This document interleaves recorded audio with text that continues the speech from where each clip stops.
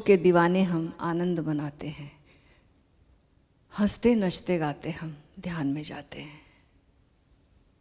आनंद को पाना है तो आनंद के ही रास्ता भी उसका आनंद ही है। हंसते नाचते गाते हुए ही आनंद को पाया जा सकता है, परमात्मा को पाया जा सकता है। उदास और तनाव पूर्ण जीवन शैली में अगर हम चाहें कि हम परमात्मा को पालें, आनंद से ओतप्रोत हो जाएं, तो ऐसा संभव नहीं है। तो तनाव पूर्ण हमारी जीवन शैली हमने ऐसी बना ली है कि हमारा जो दृष्टिकोण है, हमारे तथाकथित धर्म में, परंपरा से तथाकथित जो धर्म है, वो हमें गंभीरता उन्होंने सिखाई है। हंसना उच्च श्रृंखलता माना जाता है, नाचना गाना।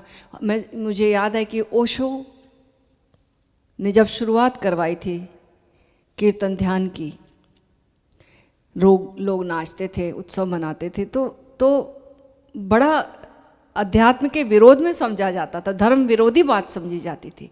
और आज लोग जिस चीज़ की हंसी उड़ाते थे, जिस चीज़ की अवहेलना करते थे, आलोचना करते थे, आज मैं देखती हूँ कि सभी जहाँ पर भी ध्यान की सिखावन हो रही है, जहाँ पर अध्यात्म की धर्म की बातें हो रही, सब जगह नृत्य प्रधान हो गया है। वहाँ ओशो ने ये गैर गंभीरता का वातावरण दिया अध्यात्म को, गंभीरता की बेड़ियों से अध्यात्म को ओशो ने हम मुक्त किया है।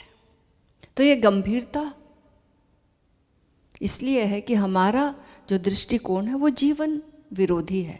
जीवन का सम्मान हमारे भीतर नहीं है। हम समझते हैं कि हम किसी पाप के कारण, बुरे कर्मों के कारण ये जन्म में आए हैं। ऐसा नहीं है। ये जन्म जो है, ये जीवन जो है, एक उपहार है, और परमात्मा का अस्तित्व का ये उपहार हम कितने संभाल कर रखें, ये जीवन की जीने की शैली को अध्यात्म कहा जाता है। कितने हम इस उपहार के प्रति सम्मानपूर्ण हैं। और सम्मानपूर्ण हम तभी हो सकते हैं जब हम जाने कि हमारे होने के क्या तल हैं। हमारे होने के जो तल हैं, ये शरीर ही नहीं है, और शरीर के भीतर हमारा मन भी है, और मन के भीतर हमारा हृदय भी है, और उसके पार आत्मा भी है। तो इन तलों से गुजरने के लिए और एक बैलेंस साधने के लिए जो ओशो ने साधना पद्धति दी है, वो साधना पद्धति है, उसके 4 स्तंभ हैं। पहला जो है वो जीवन का सम्मान ही है, दूसरा ध्यान है, तीसरा प्रेम है, और चौथा ओंकार है। जब तक ये चारों स्तंभ की साधना नहीं होती, तब तक बैलेंस नहीं आएगा, संतुलन नहीं आएगा जीवन में, और आनंद की उपलब्धि और खिलावट हमारी संभव नहीं है। तो ये चारों स्तंभ में कैसे हम अपना ध्यान ले जाएं, और कैसे इनका डेवलपमेंट हो, कैसे इनका विकास हो, कैसे हम जिए, इसके लिए ज़रूरी है कि हमारी दृष्टि है उस पर नज़र हम डालें। हमारी दृष्टि में हर जगह हम बाहर ही देखते हैं, और जब बाहर देखते हैं तो एक कहानी से इसकी बात बताना चाहूँगी कि एक बार एक राजा था। वो राजा, उसको राज्य में हर चीज़ बुरी लगती थी। उसके महल का खाना उसे पसंद नहीं आता था, उसमें बुराई दिखती थी। उसकी प्रजा की बातें आए, उसमें बुराई दिखती थी। उसके जो सलाहकार थे, उसमें बुराई दिखती थी। उसका जो पूरा धन और विस्तार था, उसमें उसे कमी दिखती थी। कहीं उसे हमेशा कमी और बुराई ही दिखती थी, और इसलिए वो तनाव और आनंद, दुख में रहता था, परेशान रहता था। तो उसके पास में जो बूढ़ा एक वजीर था, वो जानता था उसकी ये आदत को कि राजा में ही ये बुराई है। बाहर जो उसे सारी बुराई दिखती है, वस्तुतः इसकी दृष्टि ही ऐसी है। तो एक बार उसने राजा को कहा, राजन, वो धन का बहुत लोलुप था, और विस्तार सब चीज़ें कम लगती थी। तो उस बूढ़े वजीर ने कहा, राजन ऐसा करें, एक जंगल का मुझे पता है और वहाँ पर उस जंगल में खजाना गड़ा पड़ा है और इतना ज़्यादा है, अनंत है वो खजाना, बहुत बड़ा खजाना है। राजा तो लोलुप हो गया। कहा, लेकिन इस खजाने को पाने के लिए आपको जंगल जाना होगा और एक शर्त है जंगल जाने की और उस खजाने तक पहुंचने की, कि आप अपनी छाया को पकड़ेंगे।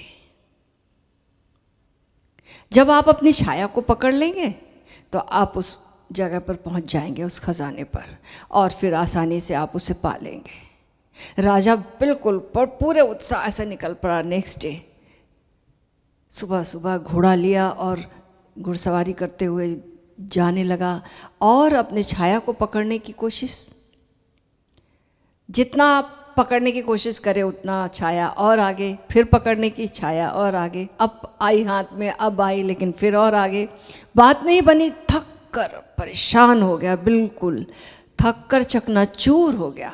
और फिर वो लौटता है राजा और कहा बूढ़े वजीर से, आपने मुझे गलत रास्ता बताया। तो वजीर ने कहा, कैसे? बोला कि मेरे को तो छाया, मैं तो दिन भर पकड़ता रहा, हाथ में आई नहीं। तो वजीर ने कहा, राजन आपने प्रयत्न तो पूरा किया लेकिन दिशा गलत थी आपकी। आपका मुंह अगर सूरज की तरफ होता, आप अपना मुख सूरज की तरफ कर लेते तो छाया आपके पास आ जाती, सामने आ जाती।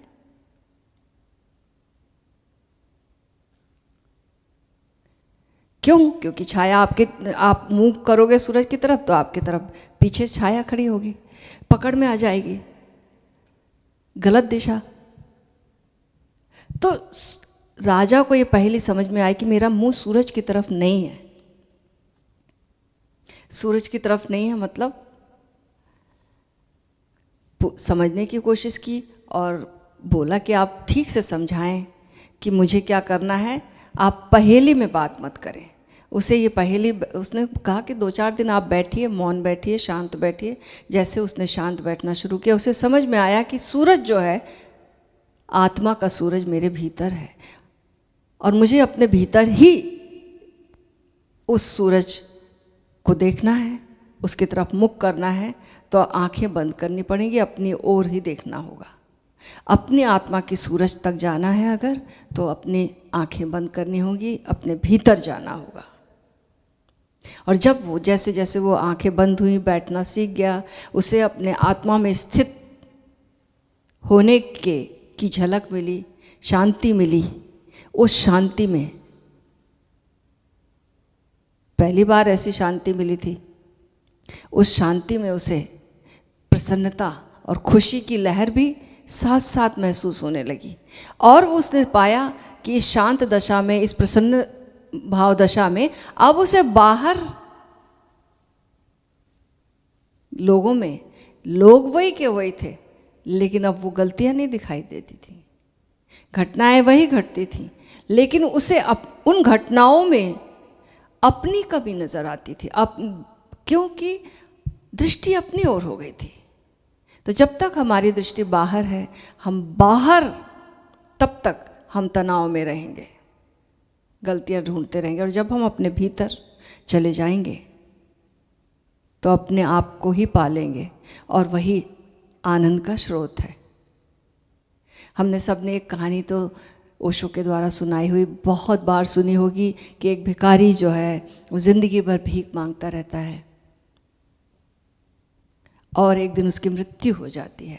सड़क के किनारे पर मांगता था भीख, बहुत लोग के सामने हाथ फैलाना, गिड़गिड़ाना। एक दिन जब लोगों ने देखा कि ये भिखारी मर गया है तो सोचा कि ज़िंदगी भर इसने यहीं भीख मांगी, चलो यहीं पर इसे गड्ढा खोदते हैं और इसकी कब्र बना देते हैं। तो जैसे उन्होंने गड्ढा खोदा 2 फीट और उन्हें देखा कि अरे हीरे जवाहरातों से भरा हुआ एक बक्सा है। लोगों ने सिर ठोक लिया कि ये बेचारा दरिद्र बना, भिखारी बना, जिंदगी भर गिड़गिड़ाता रहा और इसके ठीक जहाँ वो बैठा था उस वहीं पर उसी जगह पर खजाना गड़ा था, और वो भी बहुत गहरा नहीं था।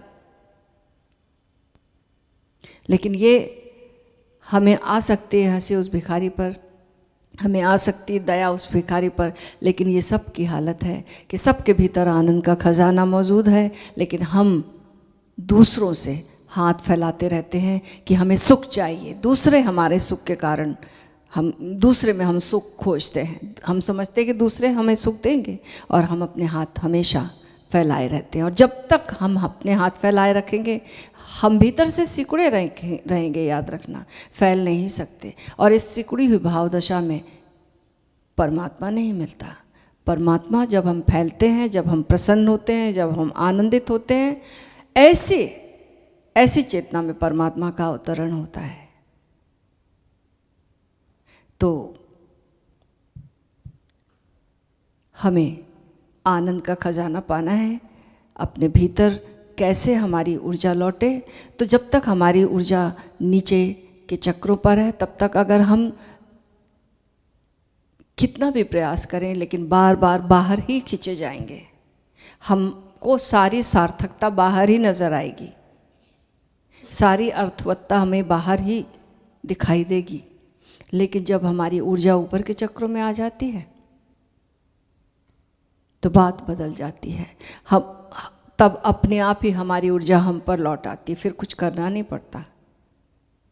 और हमारी ऊर्जा हम पर लौटाए, हम अपने भीतर लौटाए, हमारा मुख अपने आत्मा के सूरज की तरफ हो गया, तो जीवन धन्य हो जाता है।